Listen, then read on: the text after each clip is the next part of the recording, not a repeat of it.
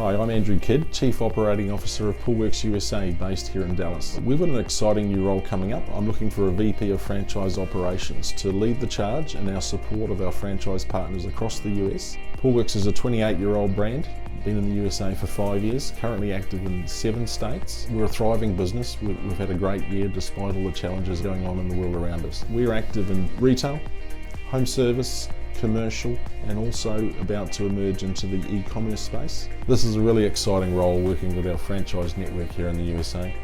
We have a team of 15 support professionals at our corporate office here in Dallas, and you'll be a key leader within the business here. This role will see the successful candidate working shoulder to shoulder with franchise partners in the network, leading our team of business development managers, and working closely and guiding the learning and development and retail parts of our business. You'll have been involved in franchising for at least 5 years, preferably with some experience in home service or retail franchising here in the US. So I'm looking for an energetic, experienced franchising professional to help lead our team in this space.